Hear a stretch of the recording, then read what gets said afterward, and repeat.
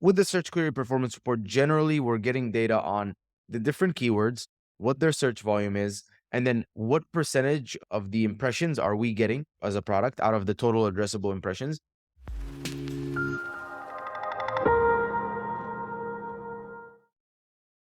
Hey folks, we are back at the 10K Collective podcast for 6 and 7 figure Amazon sellers. If you want to go from 6 to 7, but more importantly, increase your profits, today is going to be for you. We are talking to Mina Elias about conversion rate and click-through rate optimization, both of which will boost sales. But the great thing about conversion rate optimization that I really, really love is you can spend the same amount of money and get more, not just more sales, but more profits. And that is the number that you should be obsessing about, in my humble opinion. So we're going to talk about how do we deal with the statistical significance idea, like how much data do you need to make a decision? And then we're going to dive into the little used but very powerful report, if you're brand registered, called let me get this right, the search query. Let me get this here, because I always muff this up. The search query performance report. That's what it is. I personally haven't been using it, which is why I don't know the name of it, but it's actually pretty powerful insights you get from it. I mean, it's got some very cool actions you can take on the back of those insights as well. Stay tuned, take notes. If you want the notes, we'll give you the exact URL to go to, but in general, go to the 10kcollective.com. So that's 10kcollective.com to get the podcast show notes. And today's show notes are going to basically be a big old trick checklist so that we capture all the great stuff that Mina gives us. Enjoy the show. Which, however, brings us to the next question I've got for you, which is, first of all, it sounds like a lot of work, but I can understand the importance of it. I'm totally sold on the importance of conversion rate optimization, but there are obviously some things that are more important than others. And there is some things where they're more statistically valid than others. So if you're changing something once a week, if you've got a listing doing $200,000 a month in revenue, of course, you get a ton of data a week.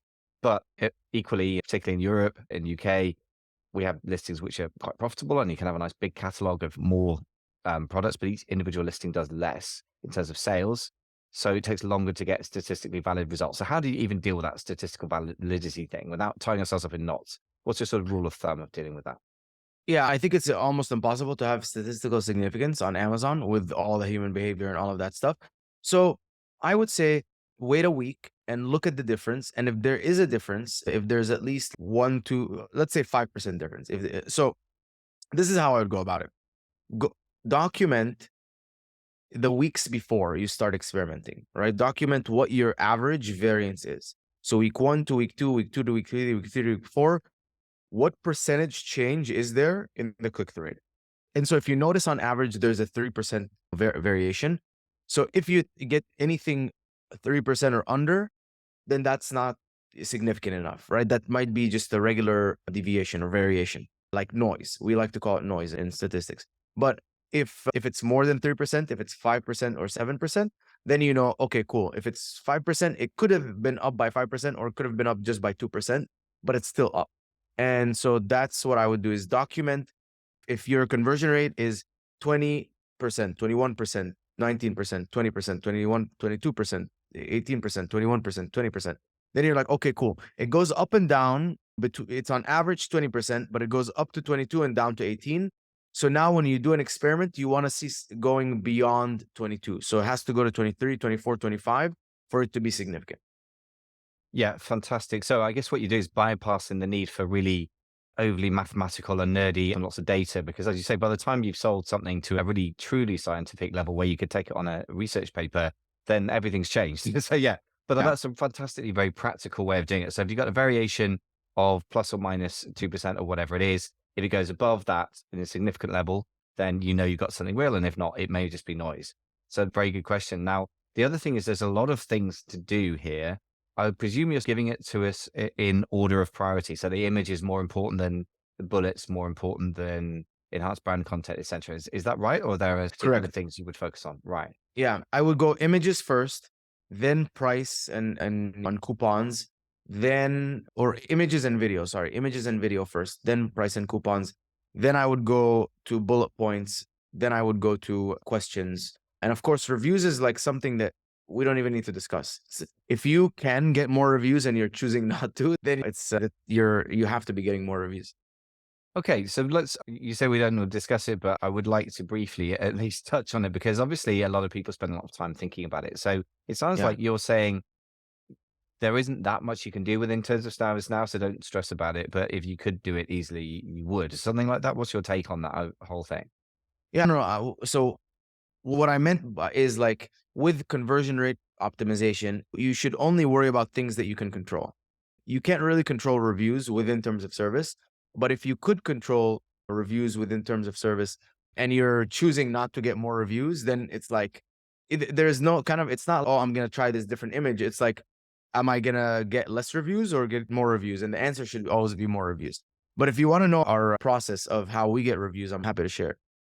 Yeah, love to, because I'm quite sure that anyone listening is right now going, "How does this guy get reviews?" So let's Cool. go into it. Perfect. Let's assume I have a product that's an electrolyte powder, which is real. What I would do is I would identify Instagram pages that have audiences that this product would be relevant to. And so this could be hot yoga studios, that could be cycling pages, cycling gyms, or whatever, spin studios, CrossFit gyms, places where they sweat a lot and they need hydration. And then this is now the tedious part. So you need a full time employee for this. But we go in and we start engaging with everyone from our Instagram account. We start engaging with everyone who comments on those photos. If anyone ever replies back, we know that we can bypass and go into the DM. And but the goal is every day we want to DM 100 people from those pages. Say something like this: "Hey, I'm Mina from MM Nutrition. We just launched a new product on Amazon." It's obviously not a new launch or anything, but it's like we just launched a new product on Amazon and we'd love to give it in the hands of people that would use it and test it and give us some good feedback. Would you be open to it? It's completely free. Yes. Okay. Do you have an Amazon account? Yes. Okay. Buy it. Give me your PayPal or Venmo. I'll send you the money. They go buy it. Direct link, brand name, doesn't matter. I'm not looking for search, find, buy here. And then they give us their Venmo, PayPal. We send them the money. And then it's okay. We wait a week. Hey, how's it going? Did you get it? Did you start using it? What do you think? And if they're pleasant and they're like, oh, it's awesome. I liked it. I love it, then perfect. Would you mind leaving us a review? It would really help. And then they go on Amazon and leave us a review. And then I would say 90% plus 90% leave us a review, 10% no. But if you do send your product to 10 people and they're like, nah, I didn't really like it. I didn't really like it. Then stop that campaign and go fix your product because that's an issue. But that's exactly how we do it. And the difficulty is in the sending 100 messages a day, getting 5 responses on average a day, and following up, tracking everything, especially in following up. Yeah, it's a bit of a large amount of work. So thank you for the reality check on that. I mean, I've had clients who've gone from 1% review rate, which was reasonably average, and their products were doing pretty well, and to 4%. But that was not a casual matter. They created a Facebook group. They had somebody full time managing it. It was a lot of work, and it worked incredibly well. Very a different strategical approach for you, but similar social media engagement with a lot of follow up, right? Which is the manual piece. And yeah, Yeah. I think for most people, that sounds like a lot of work. But so if somebody has not got the bandwidth or the money to hire a full time employee, is there a sort of more straightforward way that could somewhat move the needle for reviews? Or is it really just that's the only thing that you No. think works these days? I mean, if you want, and you're selling in the same country that you live in, go to the places yourself and talk to people. And you can easily get 5 people in 30 minutes to you. We're hanging at the gym. Hey, what's up? You talk to the gym owner. We have an offer. Like, this is the product. If you want to taste it, we're giving it away for free. People can buy it on Amazon and we'll give them the cash right now. Here's the money. And you show them, like, here's a bunch of cash. And I've done that in the past at different gyms. So I come with cash in exact change. And I'm like, here, buy it. Look it up on Amazon. They type in my brand name. They find it. Okay, that's the one. Yep. Buy it. Here's the money. Thank you. And then what's your phone number? I type it down in a notes folder. And then later on, I text them to follow up. Wow. I like it. That's very some MacGyver, very guerrilla marketing. Yeah, that's great. Yeah. So I there mean, is the like, yeah, it's gonna make me. It ended up making me a lot of money. yeah, End up making me a lot of money. So it's, do you want to be like, oh, I just want to do everything from the comfort of my home and not yeah, pay a VA and not do anything. So yeah. what do you want to do? Then don't have a Got to do business. something. Yeah, Yeah. absolutely. No, that's fine. So I like it. You've given us the guerrilla option and the more scalable sit at home as a business owner with Employee. employees running around option. Brilliant. I like that a lot. Now, we mentioned when we had a chat about this that I'm like, this is really fantastic, solid advice, but there's going to be some people out there who want the complicated version. Let's do the complicated version. Search query performance report. That's the thing that you mentioned that you use sometimes. Yeah. First of all, who's it for? Is it really going to add very much? Is it just a refinement, or could it really change things? Tell us all about that. Yeah, this is a cool thing. Actually, I'm glad that you brought it up because this is something that we've been experimenting with that I don't think a lot of people are. But with the search query performance report, generally we're getting data on the different keywords, what their search volume is, and then what percentage of the impressions are we getting as a product out of the total addressable impressions. And then what percentage of that are turning into clicks and what percentage of that are turning into like conversions. And so there's two ways. I learned this from Stephen Pope. There's two ways that I like to look at this. Number one, if I have a large conversion share and a small impression share, what I want to do is I want to target that keyword. And so there's two ways to go about it. Number one, and by the way, what that means is I'm getting a small percentage of the total impressions, but out of those impressions, I'm getting a large percentage of them convert. So if we are like, okay, how can I make the impressions bigger so I can convert more? Then I would be like, number one, let's launch some broad phrase exact keyword campaigns with that keyword in and try and get more impressions. Or the second, we can also add it into our title and bullet points back end for SEO value. Or what we can do, and this is what we've been experimenting with that I haven't heard anyone talk about, is been creating creatives that speak directly to that keyword and launching sponsored brand headline search ads or doing videos, sponsored video that speak directly to that keyword. And so if it's unflavored electrolyte powder, like maybe we'll say America's leading unflavored electrolyte powder. And so I don't know, I'm not a good guy at this stuff. Like I have a team for that. They're good at this, but it would have the keyword right in the image. So I have my product powder, like water because it's hydration, and then it'll just say that word. So it'll have unflavored electrolyte powder. So when you read that word and you're like, unflavored electrolyte powder, this makes a lot of sense. Let me click on it. That's what I'm looking for. Same with the video. If the video shows up the keyword unflavored electrolyte powder a bunch of times, okay, this is relevant to me. So that's what we've been experimenting with. And that's how we identify keywords with anything with a good search volume that has a large conversion share and small impression share. And we target and try and get more impressions. Now, if you have a large impression share and a small conversion share, and especially if it's like a very large keyword and you're getting a lot of traffic, but it's not converting, look at what that keyword is and try and have your images speak to that keyword. So change your main images. That would be a good experiment to do, which is go in and your second image or your main image, whatever you can accommodate. Let's say that keyword is unflavored electrolyte powder. I would make in my like bottle cap, for example, the word unflavored in large font. So yeah, it's not actually on my product, but who's gonna know, right? It looks like it's part of the packaging. Or if it's sugar-free electrolyte powder, I'm like, okay, perfect. In my packaging, I'm gonna put the word sugar-free, very large. And then in the second image, it's gonna be sugar-free electrolytes, so you don't have to worry about your insulin spike and blah, blah, blah. Something like that that speaks to the sugar-free market. And then I'm going to monitor and see, okay, I have a big impression share. How's my conversion share? Is that improving? And if it starts improving, I'm like, great, that's perfect. Now the traffic I was already getting, I'm capitalizing more on. And I think that's where a lot of people can make a lot more money. And it is, how do I take the existing traffic that I have and make more of it? Amazing. I like that a lot. And really what you're doing is diagnosing again on Amazon, because in a way we're very limited by Amazon, what we can do compared to a Shopify store owner or whatever.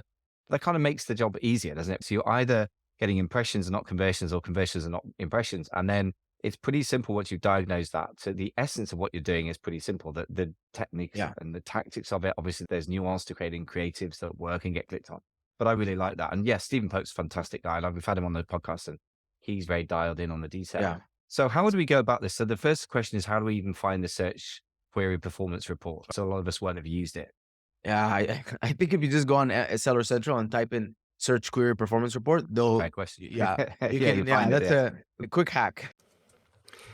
If you would like resources and links and other help to do with today's episode, just go to amazingfba.com/420. Yeah, fair enough. And there's And brand then once you're analytics, so you have to be brand registered, I presume, to get that as well.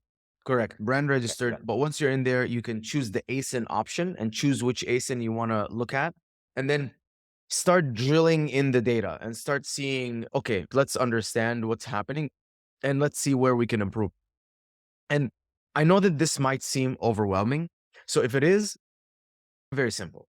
go into the search query performance report and pick one thing. Are you looking for things that you have a good conversion share and a low impression share? Okay, then just choose that one and then go and identify all of the keywords that you have low impression share and start spending more money. Just go look at how much money you're spending on your PPC. And you can do that from like the search term report, right? You can do like a control find and then find the keywords, highlight them in like yellow, be like, okay, what's the sum? Very simple. I'm a very simple guy. Of course, I have a team that they're crazy in Excel. I'm pretty decent in Excel. They're like 10 times better. But I also am like a very okay, I'm just going to copy paste the numbers and look at them sort of thing, guy, because I don't want to overcomplicate anything. And so pick one goal and then just go after it. And I know it's so easy to get caught up in there's 100 things we can do to improve click-through rate. There's 100 things we can do to improve conversion rate. Pick one and build a system around it and get it dialed in and get it running and spend the next 3 months just getting that one thing, which is okay, main image optimization. That's what I'm going to spend my next 3 months on. Okay, get that done. Price testing. That's what I'm going to spend the next 3 months on. Get that price and coupon dialed in. Perfect. The rest of images, order, and creative testing. That's the next one. 3 months. Get that dialed in. The final thing, 3 months. Search query performance report. What am I converting really well? Or what am I getting a large impression share, but not converting? That I'm going to test that with different creatives and different keywords. Get that dialed in for the next 3 months. And now you have four really big things that you've dialed in over months. There's systems, there's processes. You can probably delegate at some point. So the people do 90% of the work and you only have to like monitor and approve and stuff like that. And that's it. Don't overcomplicate it. Whenever I listen to people in conferences and they have so many different things, I'm usually like, okay, what do I actually, what's 2 or 3 things I should go home and implement right now? And then the list is there. I can always pick from it, but I know that I'm not going to do everything. I know I'm just going to do 1, 2, or 3 things. So just pick 1, 2, or 3 things maximum and go work on that. And then you can rewatch my podcast anytime. Amazing. Yeah, there's so much value in here. I don't really want to go any further with this podcast because you packed it with so much value, and because exactly that thing happens. You get overwhelmed. You get a sugar high from listening to a good podcast, and then you go, "Wow, there's so much I could do." And then you go, "Yeah, and I've got to reply to that email, and oh god, that listing's broken, and Amazon suspended that listing," and it gets forgotten. So it's what you can implement that matters. So I really like that. Focus on simplicity, and I'll be basically giving us a sort of 12-month program for really focusing on click-through rate and conversion rate optimization. And I just want to just end with the super simple thought of this. If you just make your existing spend on ads do more work for you, even if you didn't spend any more money on ads, you would get more profit. You get more sales, obviously, but also the profit percentages is going to be so much bigger. In other words, in a world where everyone's margins are getting squeezed, you're pushing back the other way. And I think this sort of thinking and this sort of way of doing things is just what you need to do at any time, but in a recession, it's absolutely necessary. So this is brilliant stuff. Would you mind just summarizing? Because there's a lot of data that we've thrown at people. Brilliant stuff as ever from you, Mina, but can we just summarize it down? Summarize. Wow. Okay. Click-through and conversion rate optimization. Start with a tracking sheet. Make sure you're documenting click-through rate and conversion rate every single day. Change one thing at a time. Give it at least a week of data. Understand your variation of your click-through rate and conversion rate before starting the test. Understand what your noise level is, and then base any improvements that they have to exceed the noise level. For click-through rate optimization, you have main image, price, coupons, reviews, and star rating. Those are the main things that are going to affect your conversion rate. Make sure you're always stocked, obviously. And then click-through rate, and then conversion rate. You have the order of the images, the rest of the images, a video, bullet points that can speak to the customer better. They can feel like they're in the shoes of the owner of the product and how their life is better. And then it's brand content, again, testing creatives, and then questions on the listing. And a combination of that, that's basically all of the things that you can change one thing at a time. Pick the things that are highest leverage, which is like images and price, and then go through the list more and more. Search query performance report to summarize. If you have a small impression share and a large conversion share, go target those keywords, spend more money, or launch headline search ads or video ads that have that keyword in the ad. And if you have a large impression share and a small conversion share, understand why, what that keyword is, and maybe have your main image, second image speak more to that keyword and see if from the traffic that you're already getting, you can convert more people. Amazing. That was like like an Amazon course in 3 minutes. That's flipping amazing. That's brilliant. I'm not going to add any more myself, but is there any other thing that I should have asked you that I haven't asked you yet? No, that's perfect. We covered it all. We covered everything. Brilliant. That's like a conversion course in a bottle there. As ever, you've delivered amazing value. If you want to get the notes for this, folks, don't forget to go to 10kcollective.com and I'll leave my sort of outline notes. We'll normally just put it into more of a sort of bullet points or a great big list, but I'm going to just leave it in a sort of outline, almost like a checklist, really. Amazing stuff. Anywhere that people can get hold of you if they want to know more about what you do. Yeah. So you can go to the website, triviumco.com, triviumco.com. And I'm on LinkedIn, Mina Elias, Minaelias. I see my messages there. And then don't connect with me without sending a personalized message because it's impossible for me to know who you are. And then if you want to also ask me questions, the Instagram is good. So at the Mina Elias, Minaelias. And I'm there too. So very accessible. Ask me questions. Happy to answer. Amazing. This has been a usual whistle stop tour. It's super efficient. And imagine that the people in your meetings in your company, I'm just imagining they're sitting there scribbling notes, like following the president through the hallways because there's so much value coming out, which is brilliant stuff. And it just reminds me to say thank you so much for coming on. Loads of fantastic value and a real pleasure to see you again. My pleasure.